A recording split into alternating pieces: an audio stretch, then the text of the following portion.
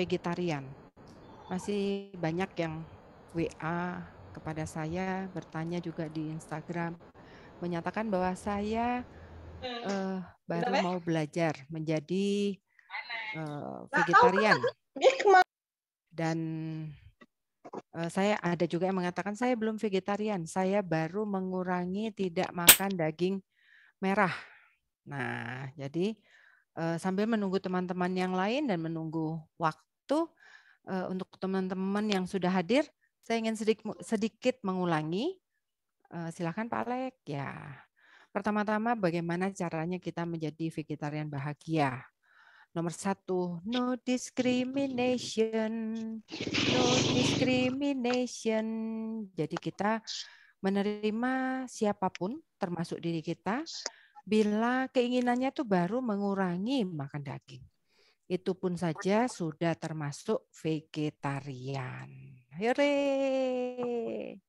Ya, jadi siapapun sesungguhnya mampu menjadi vegetarian. Karena Tuhan itu dan seluruh semesta alam baik hati. Nih, ada 7 jenis vegetarian teman-temanku. Nah, ya jadi semua orang berhak menjadi vegetarian dan menjadi vegetarian yang berbahagia. Nih, sambil menunggu ya Mas Dodi ya sama Mbak Kety ya. Hari ini aku ditemenin Mbak Kety ya. Iya, Bu Sherly nanti sama Mbak Kety. Oke, ya. Saya Nah, operator aja. operator ya. Podo dong sama kekasih tercintaku. Iya. Jadi teman-teman ada 7 tipe vegetarian. Yang pertama adalah fleksitarian. Nah, ini adalah orang-orang yang bertekad bulat mengurangi makan segala jenis daging-dagingan. Tetapi mungkin dalam hidupnya masih 20%, 30%, 40%, 50% gitu ya makan daging. Misalnya ada Kak Adi tuh di EcoCamp yang mengatakan, Bu, saya 1 minggu 1 kali pasti tidak makan daging. Nah, orang-orang ini sebetulnya adalah juga vegetarian. Oke, kata Pak Alex sudah jam 20 ya? Oh iya, betul. Ya, sedikit ya. Lalu ada pescatarian yang hanya makan ikan. Lalu ada polotarian yang hanya makan daging. Polotarian hanya makan ayam. Ya, Atmanamaste, Bu Sherly. Atmanamaste, Pak. Ya, Haikal. Oh, Haikal. Halo, Haikal. Oke, dan lain sebagainya ya, teman-teman. Ini coba cari saya tipe vegetarian yang mana. Dan mari kita menjadi vegetarian bahagia. Silahkan Mbak Kety.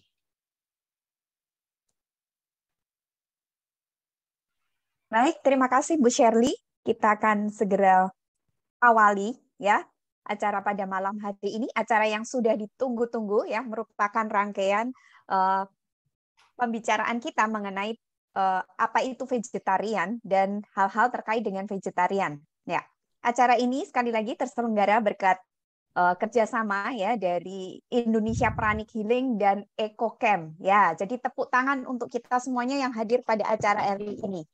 Oke, tetap semangat ya untuk terus belajar ya menjadi lebih baik ya dengan menambah pengetahuan kita. Ya, baik. Kita akan sebelum mulai acara hari ini kita akan mulai dengan doa dulu ya supaya acaranya bisa berjalan dengan lancar dan kita bisa menimba manfaat sebanyak-banyaknya dari acara ini. Baik. Kita heningkan diri, kita rasakan syukur. Silakan Anda mengingat peristiwa yang membahagiakan pada hari ini ya. Terutama yang paling mudah kita ingat adalah bahwa pada hari ini kita masih diberikan kesempatan oleh Tuhan untuk menikmati satu hari pemberiannya. Kemudian kita sadari di tengah-tengah dada kita ini merupakan pusat cinta kita kepada sesama dan kita sadari di atas kepala kita ini merupakan pusat cinta ilahi. Sambil menyadari dua pusat cinta ini, silakan kita bisa berdoa sesuai dengan agama dan keyakinan masing-masing. Kita hantarkan dengan doa yang universal. Kepada Tuhan yang Maha Pengasih, lagi Maha Penyayang, terima kasih atas berkat-Mu hari ini. terima kasih atas kesempatan perjumpaan yang menumbuhkan bersama teman-teman yang menumbuhkan pula. Dengan rendah hati, kami mohon berkat, rahmat, bimbingan, pertolongan, perlindungan, penerangan batin, sekaligus penyembuhan-Mu di dalam mengikuti acara ini, dan biarlah melalui acara ini, kami semua dapat bertumbuh menjadi pribadi yang lebih baik di dalam karya dan pelayanan kami dalam kehidupan sehari-hari. Terima kasih juga memberkati kami dengan koneksi internet yang baik, sehingga acara dapat berjalan dengan lancar. Terima kasih dengan penuh keyakinan. Amin. Baik, sekali lagi selamat malam. Selamat berjumpa kembali sahabat Pranic Healing dan sahabat EcoCamp di seluruh tanah air. Ya, bahkan mungkin ini ada yang dari luar negeri kalau biasanya Kak Frani join ini. Baik. Ibu Inge juga Sudah. itu, Mbak, dari Amerika tuh. Iya, baik. Jadi ini dari dalam negeri dan luar negeri. Wah, luar biasa sekali ya, sudah ditunggu-tunggu. Kita akan segera saja ya mengawali acara ini. Ya, tentunya kita ucapkan terima kasih ya kerjasamanya Bu Shirley, Pastor Ferry ya yang menjadikan acara ini mungkin terjadi dan kita bisa belajar bersama dari acara ini, mendatangkan, nah ini nih, bintang tamu, tokoh-tokoh dari berbagai belahan dunia. Belahan dunia. Oke, ya sementara kita import dari dalam negeri dulu. Oke, segera saja kita akan awali ya. Silakan Bu Shirley bisa memandu untuk membicarakan mengenai apa itu gluten dan sebagainya. Oke, silakan Bu Shirley. Terima kasih Mbak Kety, Atma Namaste untuk semua yang hadir. Jiwaku menyapa jiwa teman-teman semua. Menyapa Tuhan yang ada di dalam diri teman-teman semuanya. Itulah sapaan yang luar biasa yang diajarkan di Pranic Healing. Atma Namaste. Teman-teman semuanya. Ya, malam hari ini kita sungguh beruntung ya. Tadi saya mendengarkan Mbak Kety mengatakan, mari kita buka hati kita dan membiarkan cinta kasih Tuhan mengisi seluruh relung hati kita. Rasanya itu terharu sekali ketika sungguh-sungguh merasakan ya Mbak Kety ya, cinta Tuhan itu mengalir ke dalam diri kita. Oleh karena itu teman-temanku yang terkasih dan tersayang, bila punya waktu, ikuti acara ini sampai selesai. Bukan hanya mengisi diri kita dengan pengetahuan, mengisi nanti besok ya, praktek berbagai macam makanan vegetarian, tapi biarkan diri kita memilih untuk mengisi juga jiwa kita. Jadi nanti sesudah acara tentang vegetarian ini selesai, ada kesempatan untuk mengikuti acara berikutnya yang akan dipandu oleh teman-teman dari Pranic Healing. Yang pertama adalah terapi memaafkan. Menurut aku ini sebuah terapi yang saat ini sungguh-sungguh diperlukan untuk kesembuhan dunia. Dan yang kedua adalah meditasi Twin Heart, di mana kita diminta atau diajak untuk membuka hati kita dan membiarkan hati Tuhan masuk ke dalam hati kita. Itulah Twin Heart. Jadi ikuti sampai akhir ya teman-teman. Sebelum kita bertemu dengan Ibu Chan, panggilan kesayangan beliau, kita sapa dulu seluruh teman-teman ya. Pastor Ferry silahkan. Pastor. Selamat malam semuanya, terutama malam hari ini Ibu Chan ya. Malam. Ini guru dari SMA Loyola, guru kimia ya Bu ya. Ya, Pater. Ya, mungkin pinter juga bikin bom, tapi kali ini akan membuat gluten yang tidak begitu berbahaya. Memang ada banyak kontroversi, ada pertanyaan mengapa malah menawarkan gluten. Tapi ini adalah salah satu alternatif, tentu saja tidak untuk semua hal. Saya mengikuti sudah beberapa minggu ini, peserta cukup banyak. Sampai saat ini sudah hampir 180, memang nambah terus. Mungkin lama-lama akan tersaring orang-orang yang betul-betul memang ingin belajar. Sudah ada grup WhatsApp, sudah ada Instagram, sudah nanti akan ada YouTube-nya juga ya. Terima kasih untuk Indonesia Pranic Healing yang sudah jadi tuan rumah sebetulnya, bahwa kami diberi kesempatan untuk mengisi beberapa kali beberapa minggu ini.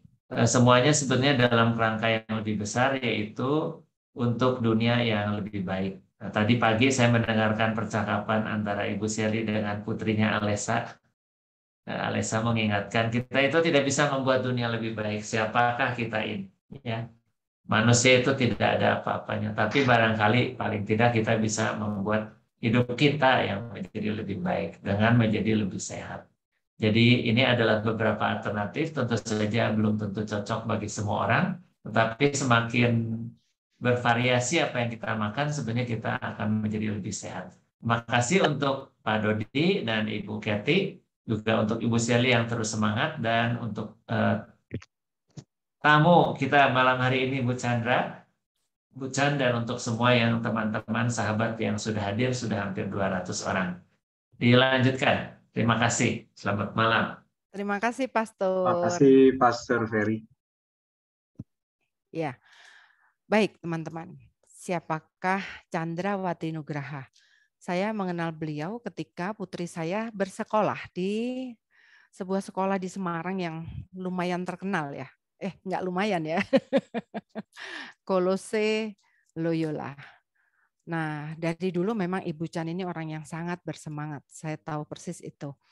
Dan teman-teman, beliau itu bukan orang yang sudah menjadi vegetarian atau sudah belajar vegetarian sejak lama. Beliau itu justru belajar menciptakan beberapa resep yang malam hari ini dengan sukarela dan penuh semangat ingin dibagikan gara-gara ikut acara ini. Betul ya, Bu Chan ya? Jadi ikut acara ini, besok paginya langsung buka YouTube, belajar bikin gluten, dan eng-ing-eng terjadilah. Dan saya berterima kasih sekali. Jadi teman-teman, belajar dari Ibu Chan, maka tentu saja ternyata belajar menjadi vegetarian atau minimal belajar memasak masakan vegetarian itu rahasianya cuma satu, niat, semangat, berkobar-kobar. Nah, Ibu Chan tentu saja tinggal di Semarang. Dan nanti mungkin Ibu Chan bisa memperkenalkan diri sendiri ya Bu Chan ya. Terutama mengapa sih sebetulnya sungguh tertarik gitu ya untuk ikut dalam sebuah gerakan untuk menyembuhkan dunia lewat perkenalan makanan vegetarian. Teman-teman yang terkasih, inilah Ibu Chandrawati Nugraha. Kita berikan aplaus untuk Ibu Chan. Terima kasih Bu Sherly. Sambutannya meriah banget ya Bu ya. Yang ngajari juga itu loh KEKL. Ya. Selamat malam sahabat-sahabat semua, sahabat dari EcoCamp, sahabat dari Pranic Healing, dan sahabat-sahabat lain yang hadir dalam Zoom ini untuk mendukung acara ini. Sepertinya malam ini memang sedemikian menakjubkan ya Bu Sherly ya, karena peserta juga dari beragam wilayah. Saya berada di Semarang, EcoCamp di Bandung, kemudian tadi Pak Dodi ada di Solo, tadi dari WA Group juga saya tahu ada yang tidak ikut dari Manado, juga saya yakin ada yang dari Palembang, kemudian terakhir tadi ada dari Ambon, padahal Ambon saat ini sudah jam 10 malam waktu Indonesia Barat. Terima kasih semuanya yang sedemikian antusias ya. Terima kasih sebelumnya pada Bu Sherly yang sudah memberi kesempatan kepada saya untuk sharing tentang topik malam ini, yaitu tentang gluten. Perkenalkan, nama saya Chandrawati Nugraha Agatha. Saya adalah guru kimia di SMA Kolese Loyola Semarang. Saya menjadi guru di Loyola sudah tahun ini sudah mencapai 30 tahun.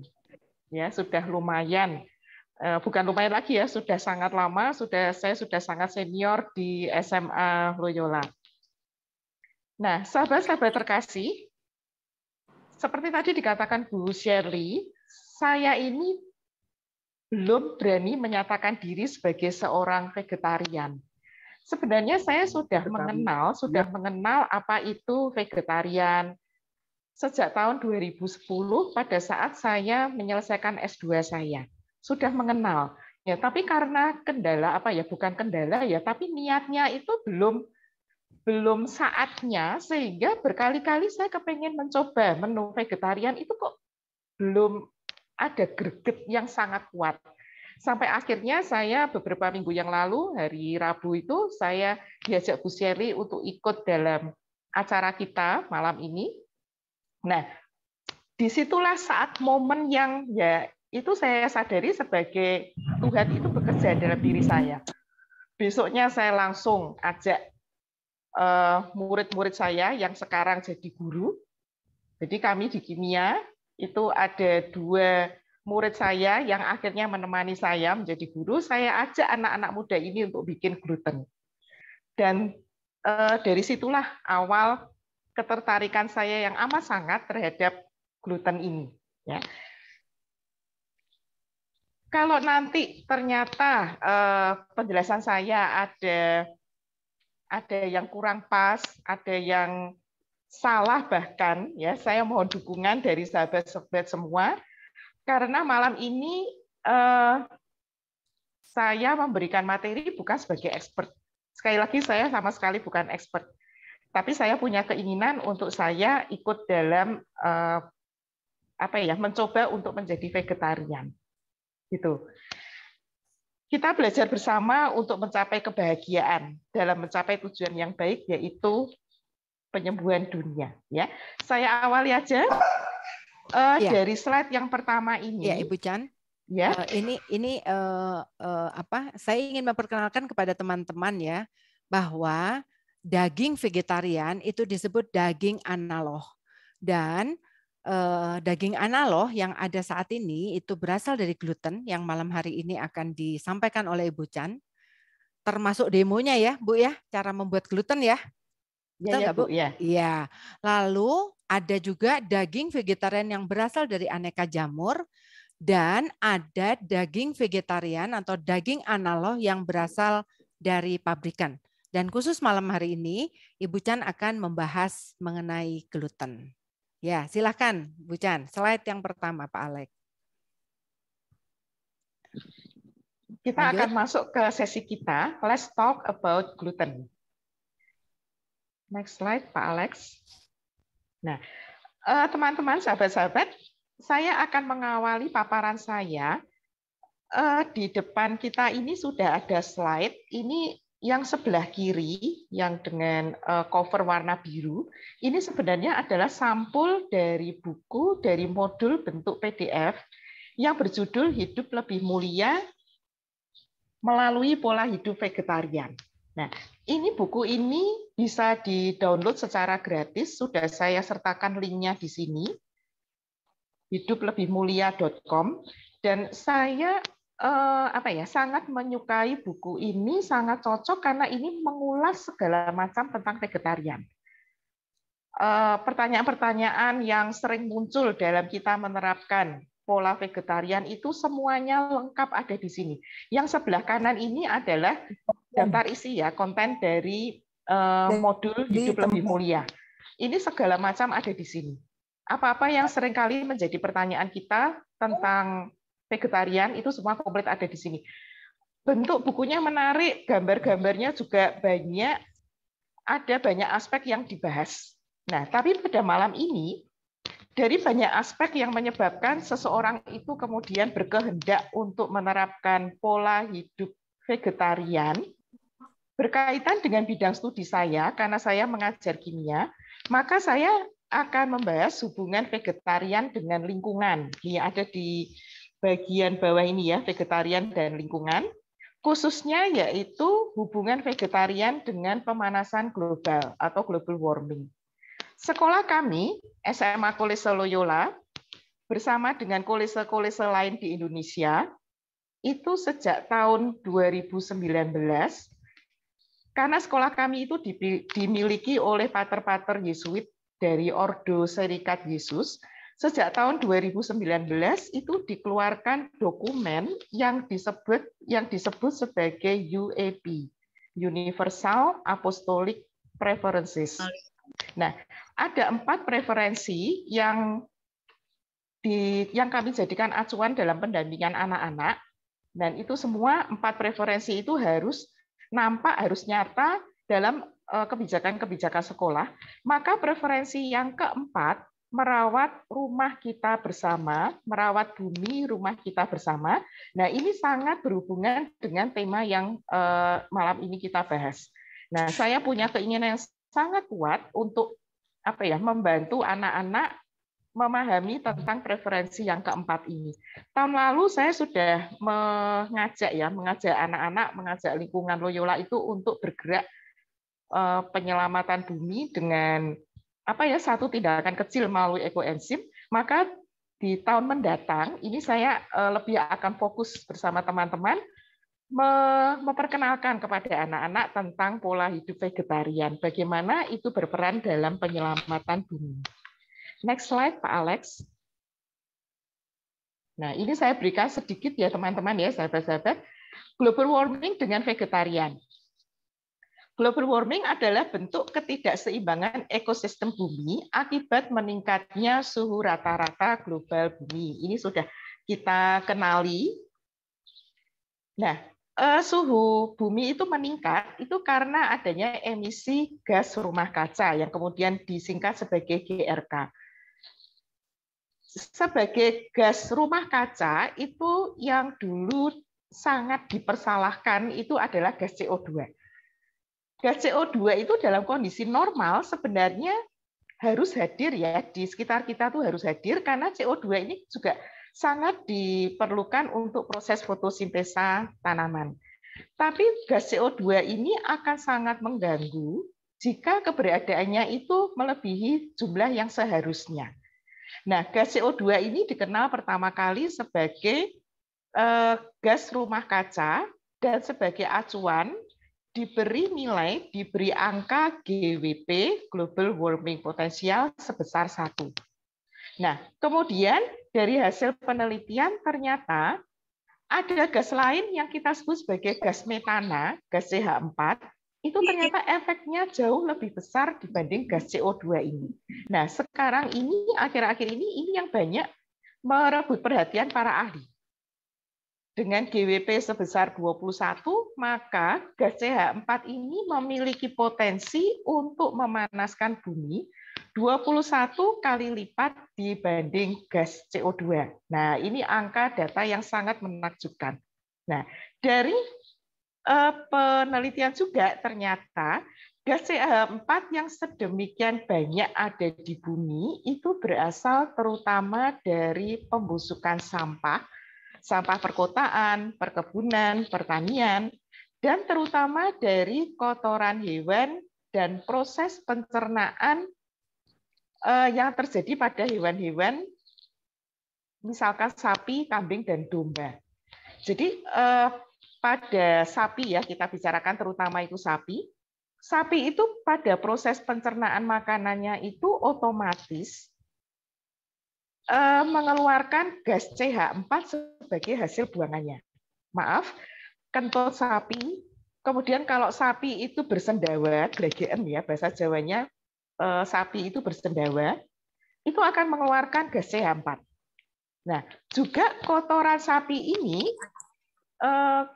dalam prosesnya itu juga akan menghasilkan gas CH4.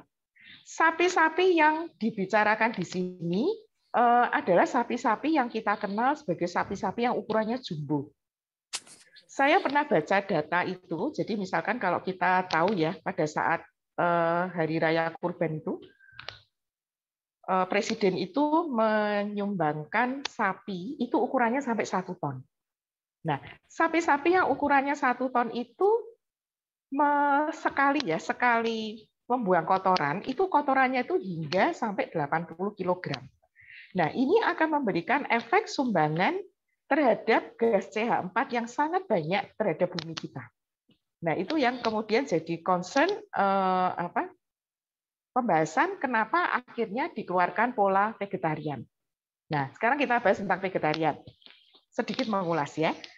Vegetarian adalah pola hidup dengan menerapkan pola makan tanpa mengkonsumsi makanan yang berasal dari hewan. Sapi, kambing, babi, unggas, ikan, dan kerang-kerangan. Diet vegetarian, jadi kalau tidak mengkonsumsi daging, maka seorang vegetarian itu makanannya meliputi makanan dari sayur-sayuran, kacang-kacangan, buah, dan biji-bijian. Nah, pola hidup vegetarian itu ada beberapa alasan untuk kita mengikuti ya. Umumnya adalah alasan kesehatan, penyelamatan lingkungan, dan keyakinan. Kalau saya sendiri, ini terutama antusias ya mengikuti pola hidup vegetarian, mencoba untuk mengikuti pola hidup vegetarian.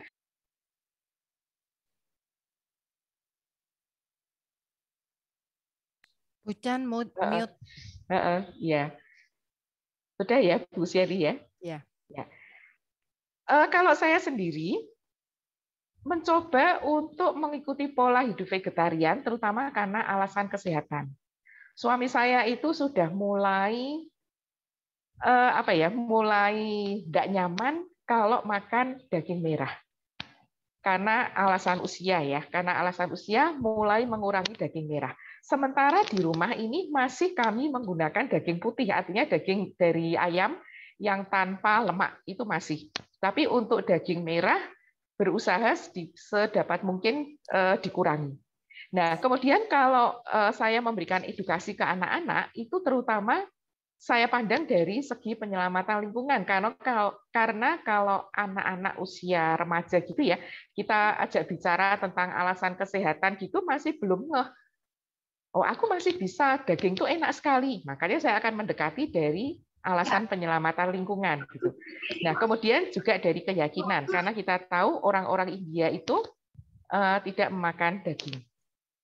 Ya.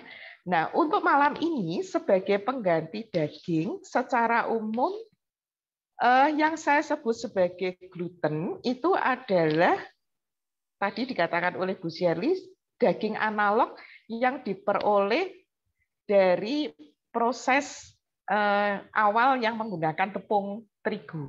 Nah, itu nanti saya sebut sebagai gluten. Next slide, Pak Alex. Nah, untuk mengawali, ini ada sedikit tentang gluten. Gluten adalah protein yang terdapat pada gandum. Ini yang paling banyak kita di Indonesia gunakan. Serelia dan jelai yang membantu makanan tetap menempel dan menjaga bentuk makanan, membuat adonan elastis dan memberikan tekstur yang kenyal. Nah, semua ini diperoleh dengan adanya gluten di dalam gandum atau tepung terigu. Nah, ini adalah produk-produk makanan yang di dalamnya mengandung gluten. Ini roti secara umum, ya. Kemudian ini ada bir. Nah, mungkin ini yang saya berikan istimewa gambar bir di sini karena mungkin banyak dari kita, saya sendiri pun tadinya kaget. Ternyata bir itu juga mengandung gluten karena berasal dari malt. Nah, kemudian ini ada saus ya. Saus ini karena bahan pengentalnya itu menggunakan tepung, nah itu juga mengakibatkan ini mengandung gluten juga. Next slide, Pak Alex. Mengulang yang tadi, ini adalah makanan-makanan yang ada di sekitar kita yang mengandung gluten. Itu ada bir, cake, roti, karena kita tahu ini semuanya mengandung gandum ya. Kemudian ada kecap, pasta, kerupuk, keripik, saus, macam-macam saus, mayones, dan sup yang menggunakan pengental. Ini semuanya menggunakan gluten. Nah, gluten yang kita bicarakan, yang saya akan bahas malam ini adalah gluten yang dihasilkan dari pengolahan gandum. Dikenal juga sebagai seitan. Nah, gluten ini asal diterapkan pada orang yang memang tidak punya tidak terdiagnosa, tidak harus menghindari gluten. Gluten itu masih dianggap sehat karena mengandung protein dalam jumlah yang tinggi, meskipun juga proteinnya ada protein yang ada asam amino yang tidak terdapat pada gluten. Nah, itu bisa didapatkan dari kacang-kacangan.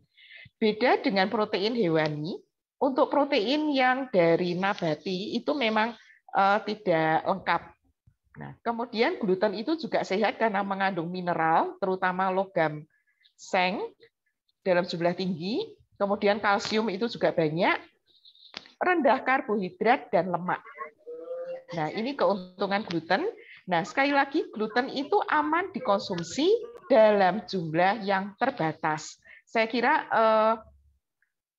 ini kalimat ini sudah berlaku, apapun yang jumlahnya itu berlebihan itu pasti tidak baik. Jadi kita sadari bersama penggunaan gluten pun dalam konsumsi vegetarian kita itu juga sebagai untuk memodifikasi bahan-bahan supaya lebih beragam gitu. Next slide, Pak Alex. Nah, lawannya gluten itu adalah bahan-bahan atau makanan-makanan yang sekarang umum banget kita kenal sebagai bahan yang disebut sebagai gluten free. Nah, gluten free ini berarti tidak mengandung protein dari gandum. Lawannya tadi ya, tidak mengandung protein dari gandum, serelia, dan jelai. Bahan makanan yang mengandung gluten, nah ini gambarnya ini saya berikan fokus yang khusus terhadap shirataki, karena untuk proses diet saya, itu saya juga senang banget menggunakan shirataki karena ini juga 0 karbohidrat. Nah, kemudian beras, jagung, kentang, almond dalam bentuk tepungnya juga ya, itu juga dikenal sebagai gluten free. Nah, tapi konsumsi gluten itu pada beberapa referensi dikatakan bisa mengakibatkan kekurangan vitamin, mineral, dan serat. Ya. Gluten free ini aman dikonsumsi dan wajib dikonsumsi oleh penderita celiac disease, autism, dan alergi gluten. Nah, tapi ada satu hal yang menjadi hambatan untuk kita mengkonsumsi gluten free, harganya itu relatif mahal. Jadi sekarang banyak banget ya produk-produk cookies misalkan gitu yang labelnya gluten free itu harganya secara umum lebih mahal dibanding produk-produk yang biasa. Itu tentang gluten free. Berikutnya Pak Alex. Nah, mengulang bahannya tadi, who should be going gluten free? Siapa-siapakah yang harus mengkonsumsi gluten free? Yang harus menggunakan gluten free dan sama sekali tidak boleh menggunakan produk-produk yang mengandung gluten itu adalah para penderita celiac disease. Kalau penderita celiac disease ini mengkonsumsi gluten, maka gluten itu akan memicu terjadinya peradangan usus, akan merusak permukaan usus halus, mengakibatkan gangguan pada penyerapan zat gizi, sehingga orang ini akan timbul anemia, kemudian osteoporosis, penyakit saraf, kulit, dan jantung. Ini orang-orang yang menderita celiac disease. Kemudian berikutnya penderita intoleransi gluten. Mirip gejalanya dengan celiac disease, tapi pada orang-orang yang intoleransi terhadap gluten, jika mereka mengkonsumsi gluten, maka tidak ada gangguan terhadap usus, tapi gangguannya itu terhadap kulit, kemudian timbul diare, misalkan gitu, ya. Kemudian penderita alergi gandum. Nah, kalau ini istilahnya alergi, biasanya ini terjadi gangguan pada kulit. Kemudian orang-orang dengan penderita sindrom iritasi usus dan penderita autism. Karena kita tahu penderita autisme ini memang harus mengkonsumsi, tidak boleh mengkonsumsi protein dalam jumlah berlebih gitu ya, harus dibatasi. Nah, itu sekilas tentang gluten dan gluten free. Next slide, Pak Alex. Nah, sekarang masuk ke cooking kita ya. Pada sesi malam ini sekali lagi resep-resep yang saya buat ini berdasarkan pengalaman saya dan saya sama sekali bukan seorang chef. Saya hanyalah guru kimia biasa yang tiap hari menyediakan makanan tiap pagi untuk menyediakan makanan untuk keluarga saya. Dan saya memang senang masak, iya, tapi sama sekali saya tidak punya latar belakang cooking. Jadi nanti kalau resepnya itu dicoba, ternyata sahabat-sahabat semua punya resep yang lebih enak gitu, silakan, monggo aja gitu ya. Ada 4 resep yang akan saya berikan malam ini. Yang pertama adalah, monggo Pak Alex. Nah, ini adalah resep utama untuk resep-resep yang saya berikan hari ini, malam ini. Resep dasarnya itu kita menggunakan daging vegan yang tadi kemudian juga disebut sebagai daging analog atau kita sebut juga sebagai seitan atau gluten. Bahan dasarnya itu sederhana sekali, yaitu tepung terigu harus yang berprotein tinggi. Saya tidak berani menyebutkan merek, monggo sahabat-sahabat semua nanti mencari ya jenis-jenis protein karena tiap pabrik itu memberikan merek yang berbeda-beda untuk jenis terigu protein tingginya. Kemudian dari 1 kilo tepung terigu ini kita tambahkan 600 ml air dan setengah sendok teh garam. Gambar yang ada di sini ini adalah gambar gluten yang sudah mengalami perebusan dengan kecap. Jadi warnanya coklat tua. Tapi kalau warna aslinya nggak sampai coklatnya seperti ini. Warnanya itu sedikit abu-abu seperti warnanya bakso. Nanti setelah ini akan saya perlihatkan videonya. Tapi saya berikan keterangan untuk videonya ini nanti ya. Saya membuat untuk resep saya di video itu menggunakan 2 kg tepung terigu. Karena saya mau bikin sekalian gitu ya. Jadi resepnya saya 2 kalikan. Nah, saya juga tidak menguleni terigu dengan airnya ini menggunakan tangan, tapi saya menggunakan mixer. Tapi ada kekeliruan di proses awalnya. Saya pikir itu karena baskom mixer saya itu lumayan gede, saya masukkan langsung 2 kg tepung terigu. Nah, ternyata mesinnya itu bekerjanya terlalu berat sehingga akhirnya ada suara-suara yang bagi saya itu, waduh, ini menyebabkan bisa-bisa mixerku ini rusak. Nah, akhirnya pada saat mencampurnya itu 2 kilo, tapi kemudian saya pisahkan untuk nguleni itu saya jadikan 1 kilo gitu. Jadi teman-teman nanti ada perbedaan di videonya nanti. Secara sederhana, setelah tepungnya itu dicampur dengan air, kalis gitu ya, tidak lengket lagi, kemudian ditutup dengan serbet dan biarkan selama 1 jam. Nah, setelah itu direndam dengan air, kita masukkan hasil tepung terigu yang sudah kalis tadi ke dalam baskom gede gitu, kemudian dikasih air, tertutup air seluruhnya, diamkan selama 4 jam. Nah, kemudian dicuci berkali-kali hingga airnya bening. Pada beberapa video yang saya ikuti, itu cukup pencuciannya 3 kali. Tapi yang saya praktekkan, itu kok sampai 6 kali baru bening. Yaitu nanti, pokoknya cirinya nanti hasilnya bening gitulah. Ya. Kemudian dibentuk sesuai keinginan. Bentuknya gimana, itu nanti kelihatan di videonya. Kemudian setelah semua tahap ini dilampaui, bisa kita rebus glutennya itu tadi di dalam air yang sudah diberi sedikit garam. Nah, ada catatan di sini. Gluten ini sudah saya coba. Gluten ini bisa disimpan dalam freezer tanpa mengubah strukturnya. Jadi kalau dalam freezer keras gitu, kita keluarkan untuk kita masak, itu struktur glutennya tidak akan berubah. Begitu.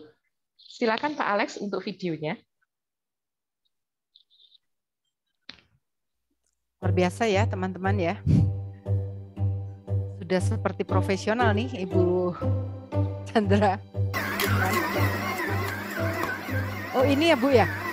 Tapi ini sudah saya bagi 2 tadi ya.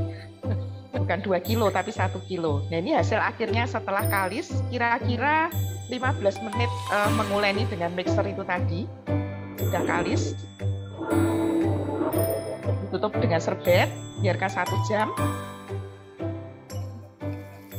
Nah setelah itu diberi air. Tertutup seluruhnya, terendam. Dibiarkan selama 4 jam.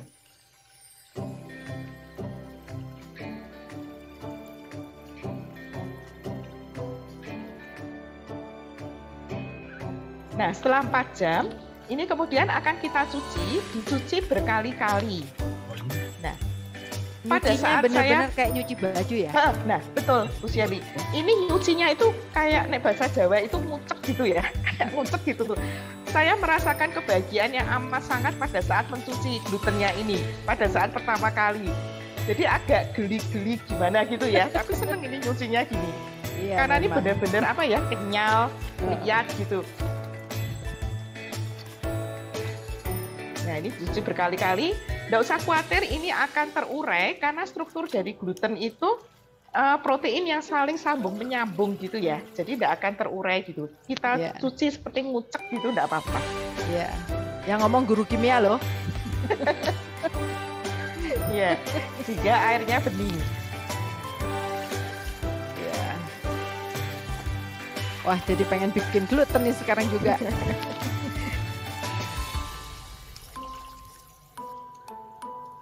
Nah, ini setelah cucian yang ke-6, sekitar 6 itu 6 kali, kemudian itu akan diperoleh air yang bening. Ini setelah semua patinya hilang ya, jadi airnya bening. Teksturnya menjadi kenyal. Nah, ini sekedar demo aja. Tadi kan saya awalnya membuat 2 kilo. Nah, dari 2 kilo 2000 gram itu tadi timbangannya menghasilkan sekitar 1000 gram. Jadi gluten yang dihasilkan itu kira-kira separuh dari tepung terigu yang kita gunakan. Nah, ini hasil akhirnya. Kemudian prosesnya ini jangan langsung direbus, tapi kita kita bolak-balik sambil disobek, nanti dibulatkan lagi gitu supaya lebih membentuk struktur daging, supaya seratnya itu lebih nampak. Nah, ini ada yang saya bulat kecil-kecil karena saya mau bikin bakso, mau coba bikin bakso dari gluten. Rebus dalam air yang sudah diberi sedikit garam. Garamnya jangan terlalu banyak ya, sahabat, karena gluten ini menyerap bumbu apapun itu dengan sangat baik. Jadi garamnya sedikit aja.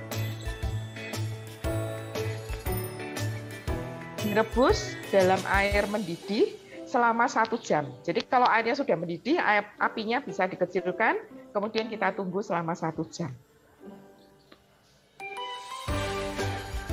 Maksudnya, jadi waktu sesudah mendidih langsung dikecilin gitu ya? Ya, setelah airnya mendidih, apinya bisa kita kecilkan.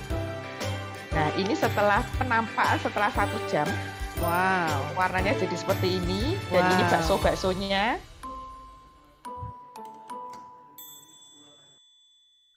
Untung sudah makan malam. Jadi lapar ya. Ini resep dasar untuk pembuatan daging vegannya. Ada pertanyaan yang diberi kecap saat direbus atau setelah direbus. Itu tergantung ya. Jadi kalau memang kita mau membuat gluten yang kita mau buat saat itu memang untuk dijadikan steak misalkan, nah itu bisa kita beri kecap langsung pada saat perebusan. Tapi karena gluten yang saya buat dari terigu 2 kg itu akan saya buat macam-macam produk, sehingga tadi saya pada proses perebusannya hanya menggunakan garam. Begitu ya sahabat ya. Next slide, Pak Alex. Nah, sekarang ini resep yang pertama, sate gluten. Ini menurut hasil uji coba, sudah saya uji coba ke teman-teman di Loyola untuk sarapan. Ini yang paling recommended. Dan memang struktur dari gluten, berdasarkan beberapa kali saya mencoba resep, gluten ini sangat cocok dipakai untuk masakan-masakan yang butuh perebusan lama.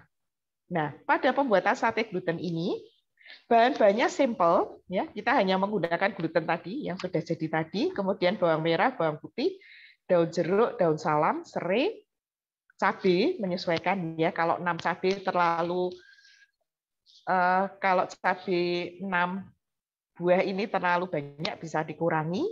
Ada laos, jahe, dan gula merah. Kemudian kecap, ini resep dasar dari sate seperti umumnya.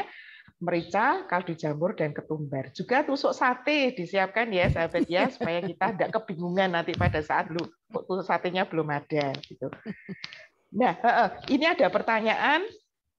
Saya juga mau menampilkan bawang ini saya agak bingung. Tapi terus terang memang saya belum murni menyatakan diri sebagai vegetarian ya sahabat. Sehingga saya masih menggunakan bawang merah, bawang putih. Karena suami saya itu penggemar berat bawang putih. Nah Ya, itu Bu yang Chan, belum saya hilangkan. menyela Monggo aja sedikit. kalau dihilangkan. Menyela Gimana? sedikit. Jadi vegetarian itu masih memakan bawang-bawangan. Yang tidak makan bawang itu disebutnya vegan. Jadi kalau vegetarian itu masih makan bawang. Ya, terima Begitu, kasih Bu. penjelasannya Bu Sherry. Termasuk menjawab tadi ada yang bertanya ya. Vegetarian kok pakai bawang? Dari Candrata Wijaya. Jadi Ya. Vegetarian itu masih menggunakan bawang-bawangan. Yang tidak menggunakan bawang itu disebutnya kaum vegan. Tipe vegan. Ya, silahkan Bu Chan. Ada pertanyaan lagi tadi di kolom chat. Untuk masuk freezer ini tahan berapa lama? Kalau di freezer mestinya ya tahan berlama-lama ya sahabat ya. Yang saya mau coba ini, kalau gluten itu hanya ditempatkan di bagian chillernya, nah itu tahan berapa lama ini yang mau saya coba. Karena kemarin itu nggak kepikir.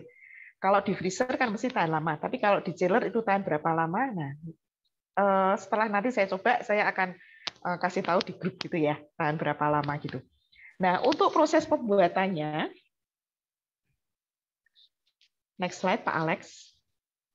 Nah, untuk proses pembuatannya tadi ya, bahan-bahan cabai, bawang-bawang tadi dihaluskan, kemudian ditumis dengan sedikit minyak.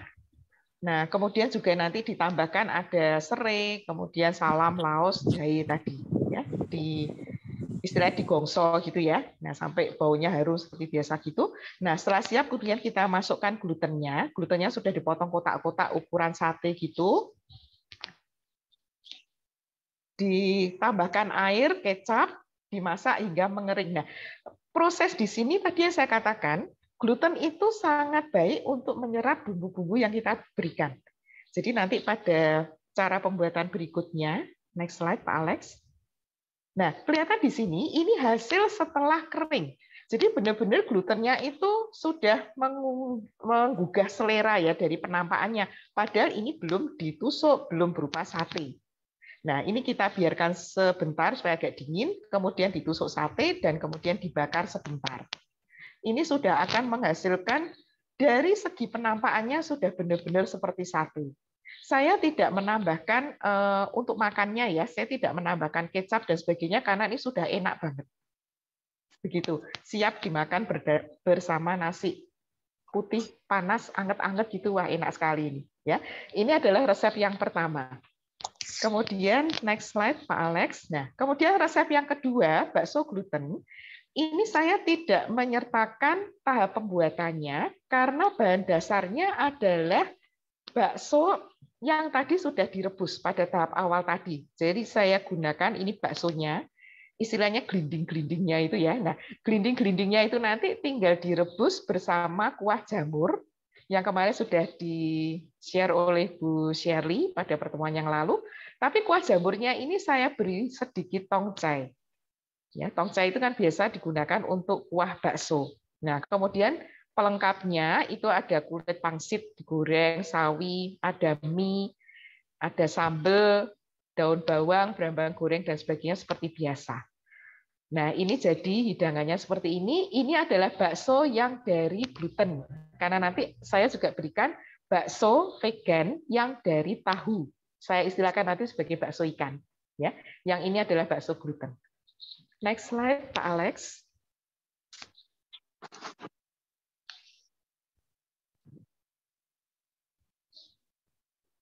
Ya, silahkan Bu. Kemudian Serundeng. berikutnya ini adalah serundeng gluten. Nah, serundeng ini terinspirasi 2 minggu yang lalu itu saya bersama suami kebetulan kepingin main ke Kaliurang.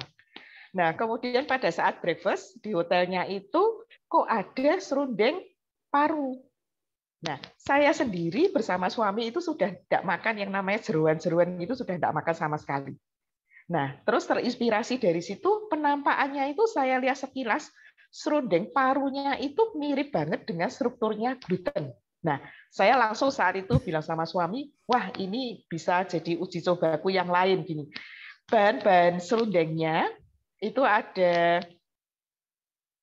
oh ini kok 10 siung gluten ya, maaf. Ini adalah 10 siung bawang merah. Oh ya, glutennya ini 250 gram gluten itu diiris tipis. Jadi mirip kayak irisan paru gitu ya. Kemudian 10 siung bawang merah, 6 siung bawang putih, ada cabai, ada daun salam, kemudian ada kelapa parut dari kelapa tua gitu ya, gula Jawa, tumbar, merica, dan kaldu jamur.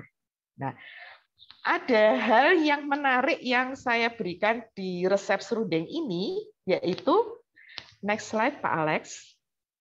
Nah, di sini sahabat, gluten yang sudah diiris tipis-tipis tadi, itu saya goreng supaya strukturnya benar-benar seperti paru. Dan saya pada proses pembuatan gluten goreng ini, saya benar-benar gambling. Karena enggak pernah ada sebelumnya. Saya cari resep itu enggak pernah ada ditemukan serundeng gluten gini, ini enggak ada. Nah, karena ini benar-benar proses uji coba, saya lihat dari strukturnya itu, gluten itu kan banyak mengandung air. Nah, saya sudah mikir, wah ini bisa bahaya ini. Kalau minyak dalam wajan, minyak panas, saya masukkan ke dalamnya gluten yang banyak mengandung air, bisa terjadi peperangan di dalam wajan saya. Nah, itu yang saya khawatirkan di situ. Sehingga akhirnya saya sudah siap nih. Glutennya masuk ke dalam minyak panas. Nah, kemudian saya sudah siap tangan kiri saya itu memegang tutup panci, tutup wajan. Nah, begitu gluten masuk, wajan langsung saya tutup. Khawatirnya itu nanti kalau kemudian terjadi tadi perang antara minyak dengan air yang ada di dalam gluten. Tapi ternyata kekhawatiran saya ini sama sekali tidak beralasan. Jadi aman-aman aja kalau menggoreng gluten. Tidak perlu ada yang dikhawatirkan. Ya, gluten gorengnya siap, dan kemudian kalau ini diincipi ya, gluten gorengnya ini sudah enak banget. Jadi seperti apa ya? Seperti paru ya bisa, seperti empal ya bisa, dan teksturnya itu benar-benar menakjubkan. Persis sekali seperti daging. Ya, nah itu bahan-bahan yang lain dihaluskan. Nah, kemudian kita gongso bahan halusnya tadi, kemudian setelah baunya wangi gitu, kita masukkan kelapanya, masukkan kelapa parutnya, kemudian digongso gitu sampai kering. Nah, nanti istilah Jawanya itu serundengnya itu jadi mawur gitu loh. Jadi tidak bergumpal gitu. Nah, itu tandanya serundengnya sudah siap. Next slide Pak Alex. Nah, setelah serundengnya jadi gini, tinggal kita masukkan gluten gorengnya itu tadi. Nah, hasilnya seperti ini. Ya. Ini enak banget dimakan dengan nasi panas seperti tadi ya, untuk satenya tadi. Bisa dicoba ya, sahabat. Ya. Yuk makan yuk. Ya, kemudian slide selanjutnya Pak Alex.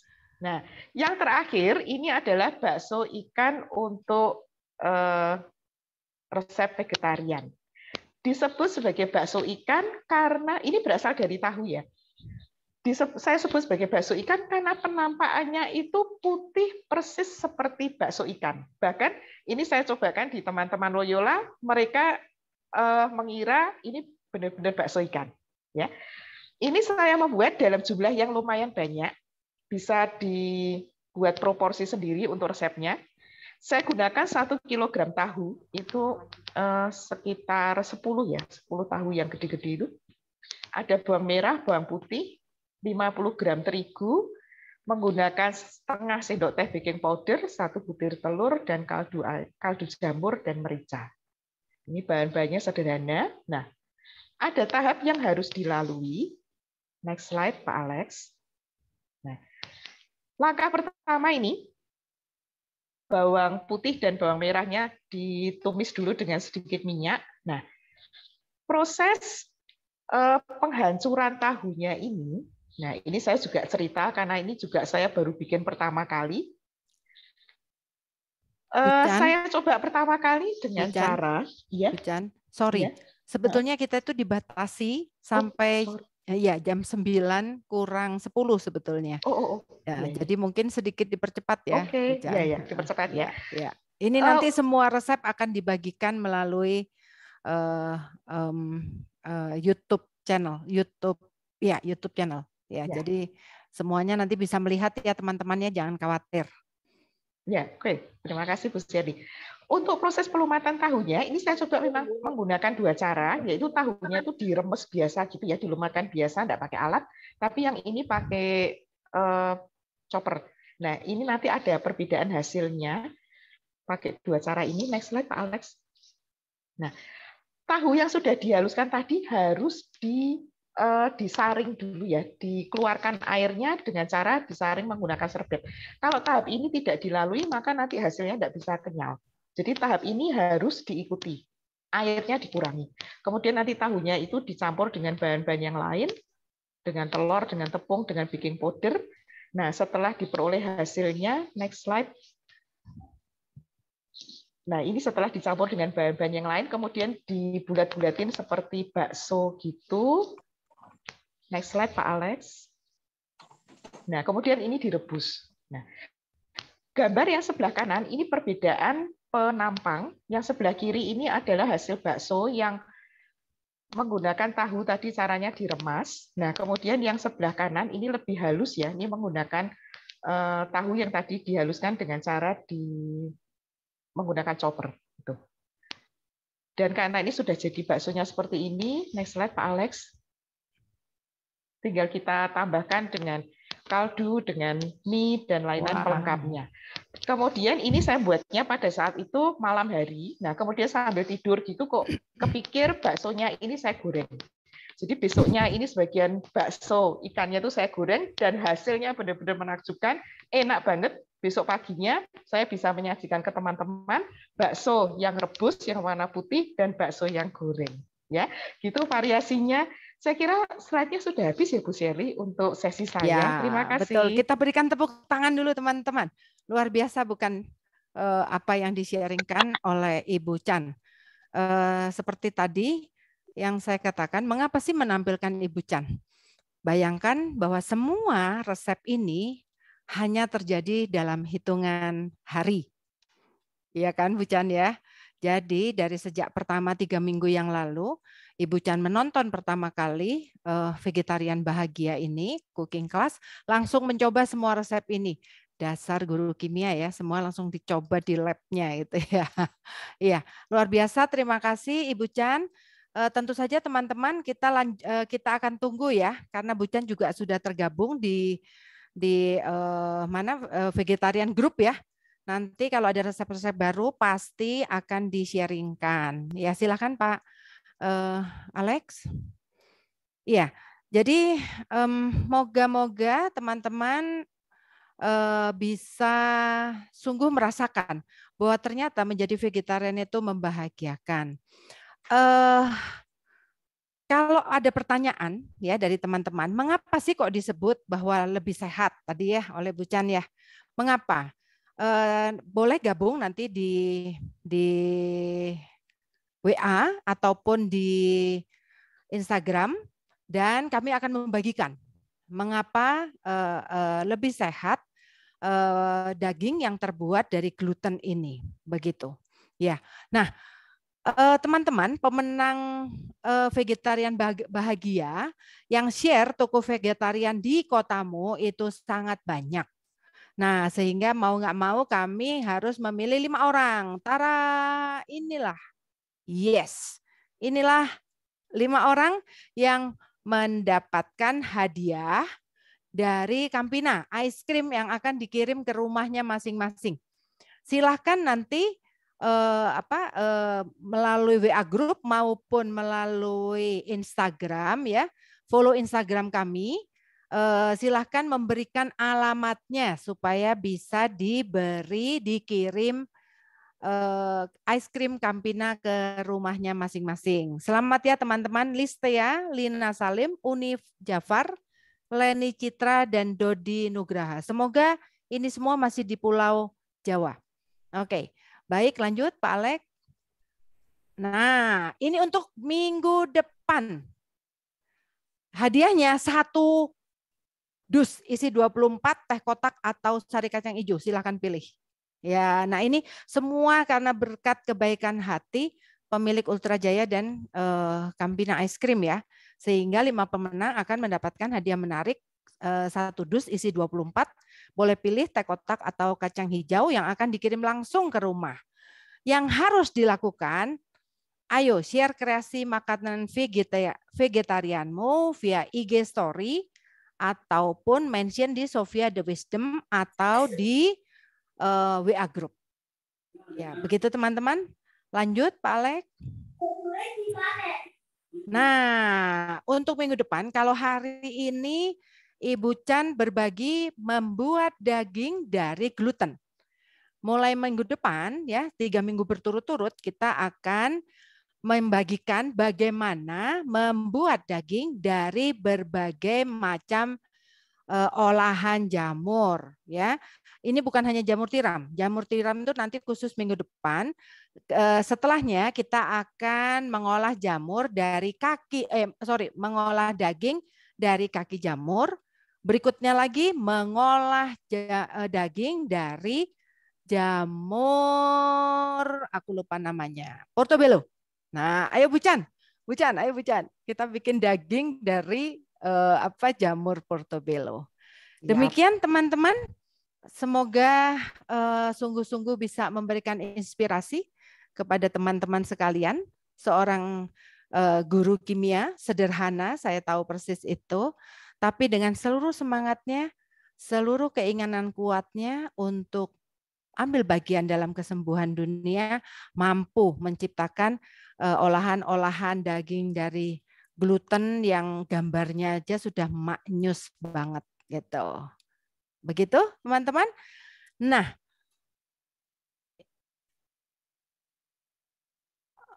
ya oke.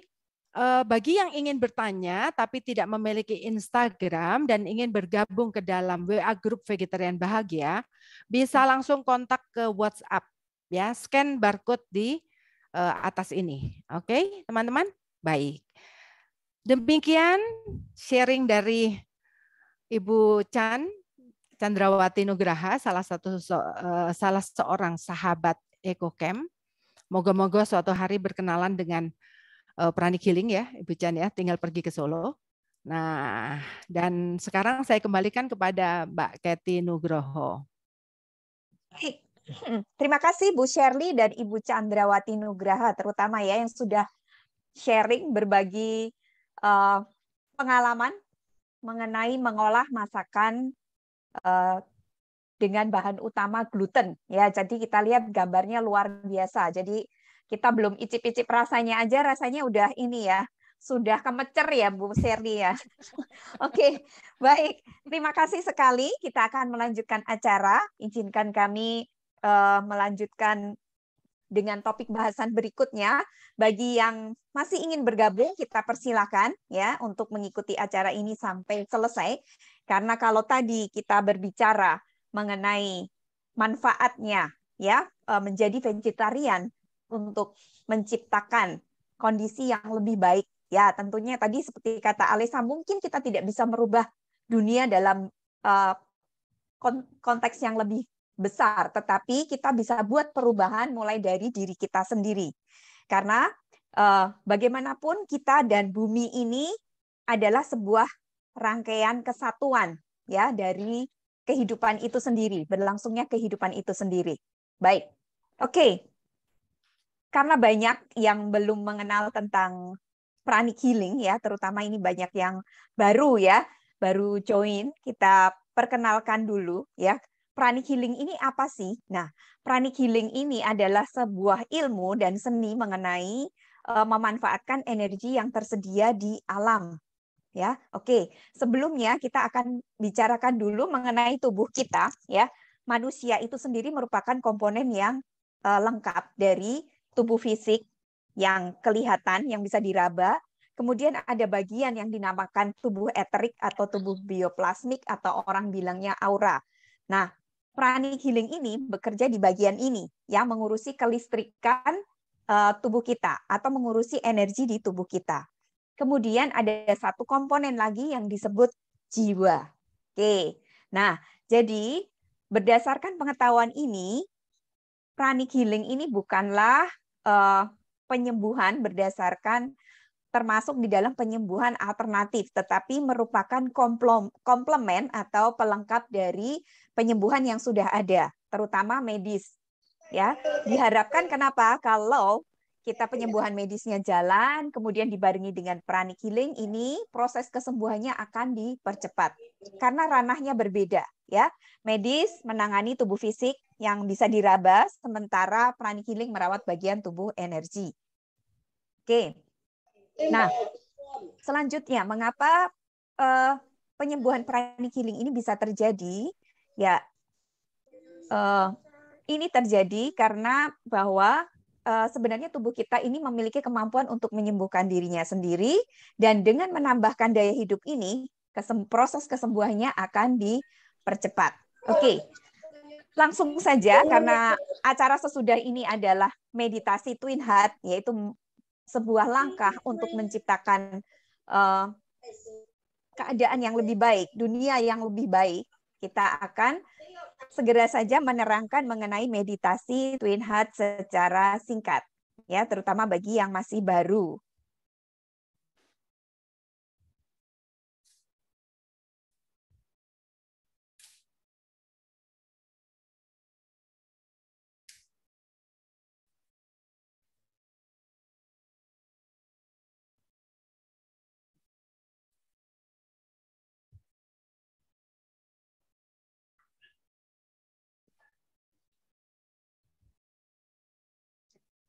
Nah, meditasi Twin Heart ini diperkenalkan oleh Master Choa Kok Sui. Beliau seorang ilmuwan dan penemu dari modern pranic healing dan arhatic yoga.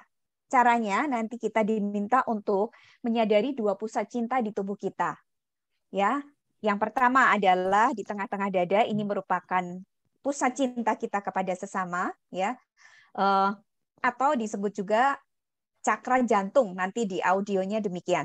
Kemudian ada 1 titik lagi di atas kepala yang merupakan pusat cinta universal atau pusat cinta ilahi, ya, disebut nanti di audio sebagai cakra mahkota.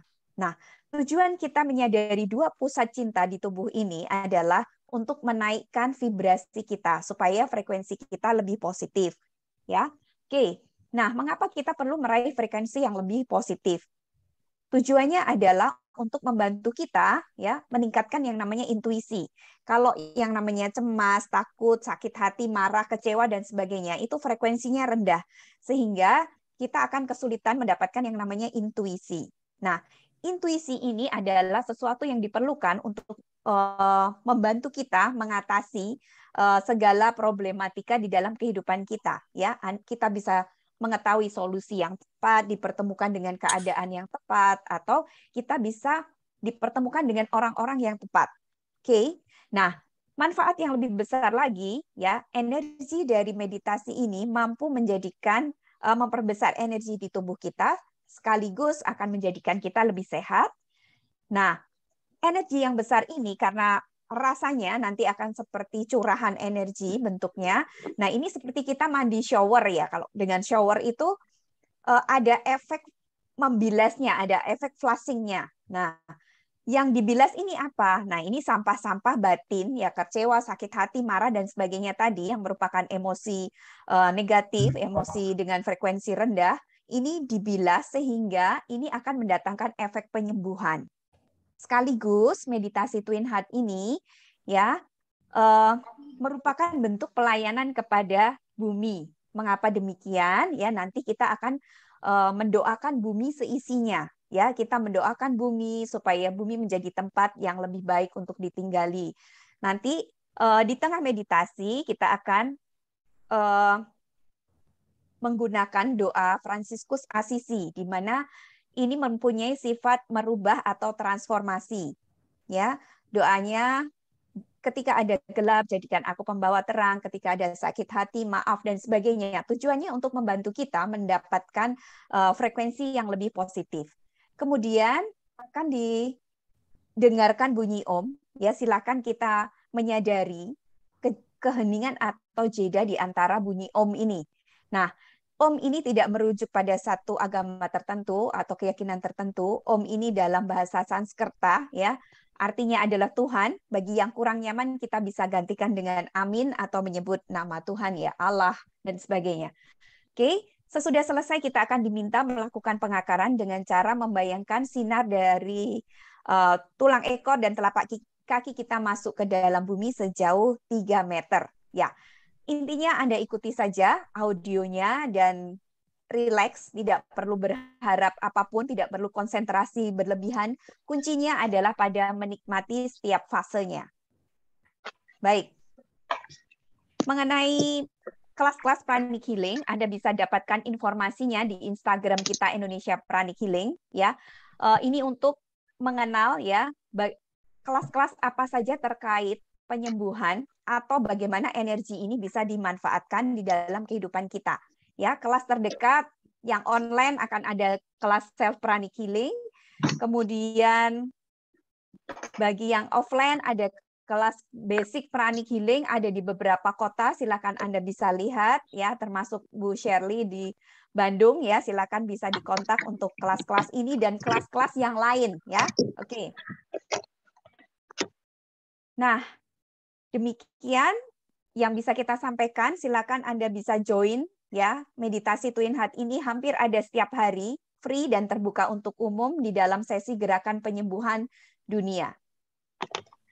Baik, ini Instagram kita bisa masuk ke sini untuk mengikuti informasinya. Selanjutnya, kita akan melakukan terapi memaafkan dan kemudian melakukan olahraga untuk mulai dengan meditasi Twin Heart. Nah, mengapa terapi memaafkan ini perlu kita lakukan sebelum kita melakukan meditasi Twin Heart? Ini akan membantu kita tadi menyembuhkan sampah-sampah batin yang ada di dalam sistem kita. Nah, sekaligus ini merupakan salah satu langkah untuk membantu kita menjadi lebih welas asih ya terhadap diri kita dan terhadap orang lain. Nah, semoga terapi memaafkan ini tentunya akan membantu kita juga untuk menciptakan kondisi yang lebih baik terutama terhadap diri kita. Jadi, memaafkan ini bukanlah perkara benar salah, tetapi ini adalah satu hal yang bisa dilakukan ya supaya kita mendapatkan yang namanya ketenangan batin, kedamaian dan semuanya ya. Ini adalah sebuah langkah untuk membantu diri kita tumbuh lebih baik. Oke. Silakan kita bisa mengikuti ini di dalam hati. Ketika kita perlu untuk memaafkan orang lain, silakan Anda bisa membayangkan orang yang ingin Anda maafkan ada di hadapan Anda. Kemudian jika ini adalah diri kita yang perlu kita maafkan, kita bisa bayangkan memeluk diri kita seperti ini. Silakan mengikuti di dalam hati. Atma, kita sebut nama orang itu Namaste. Aku mengakui ketuhanan atau keilahian yang ada di dalam dirimu. Kita sama-sama ciptaan Tuhan yang sedang bertumbuh dan dalam prosesnya melakukan kesalahan. Aku sudah memaafkanmu sepenuhnya. Demikian juga aku mohon maaf atas kesalahanku. Kiranya damai tinggal di dalam hatimu dan di dalam hatiku. Kita bayangkan semua emosi negatif yang terkait dengan orang ini atau diri kita pergi menjauh dari hadapan kita. Kita katakan, pergilah dalam damai. Baik, silakan Anda bisa lakukan ini ya setiap hari sebagai satu kebiasaan yang baik untuk membantu kita memahami keadaan dunia dengan lebih baik. Selanjutnya kita akan mulai olahraga ya dipandu oleh Mbak Niken.